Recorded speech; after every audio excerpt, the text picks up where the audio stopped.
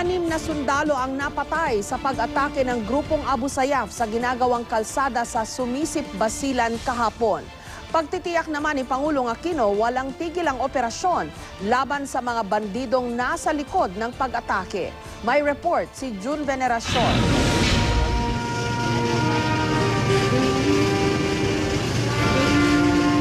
Sila ang 6 na sundalong napatay sa pag-atake ng Abu Sayyaf sa Sumisip, Basilan kahapon ng umaga. Napaluha ang mga naghihintay sa pagdating ng kanilang mga labi dito sa kampo sa Zamboanga City. Bilang pagluluksa, naka-half-mast ang watawat sa loob ng kampo. Kabilang sa mga napatay, si Army 2nd Lieutenant June Corpus na mula sa PMA Class 2014. 4 na buwan pa lang nakadestino sa Basilan ang tubong Baknotan, La Union. Alam naman ng mga kaanak ni Private First Class Mark Anthony Singson ang panganib ng pagiging sundalo. Ang hindi lang nila inasahan ay ang maaga niyang paglisan. Sabi niya, babalik daw siya November 27 kasi birthday niya. Naghanda man talaga siya. Last na pala yung last week kasi passes siya. Ang byuda ni Private First Class Rolando Entera na nasa North Cotabato, hindi malaman kung paano na ang kinabukasan nila ng anak. Mahirap din para sa ama ni Private First Class Freddy Pandoy na tanggapin ang pagkasawi ng anak.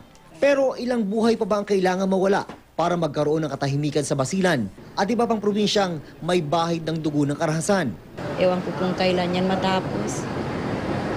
Abang maraming mga tao hindi matapos-tapos yan. No end yan. Binabantayan daw ng grupo ni 2nd Lieutenant Corpus ang ginagawang circumferential road sa Basilan nang umatake ang may 20 Abu Sayyaf. Actually, there was an encounter, but they were, naunahan sila. Ayon sa Pangulong Aquino, pinag-aaralan na kung paano lilipulin ang bandidong grupo. Ang instructions natin sa kaukulan ay walang humpay itong mga operations hanggang maubos natin, no? Meaning maaresto at madala sa korte lahat itong mga membro ng Abu Sayyaf. Nagpadala na rin ang Joint Task Force ng karagdagang tropa papuntang Basilan. Nangyari raw kasi ang pananambang isang araw makaraang maglunsad ng airstrike ang militar laban sa Abu Sayyaf sa Sulu. Ang ambush sa Basilan, diversionary tactic lang daw ng Abu Sayyaf para madiskaril ang military operation sa kalapit na probinsya ng Sulu. Pero pagtitiyak ng AFP, magpapatuloy ang opensiba sa Sulu, maging sa pagtugi sa mga bandido na pumatay sa 6 na sundalo sa Basilan.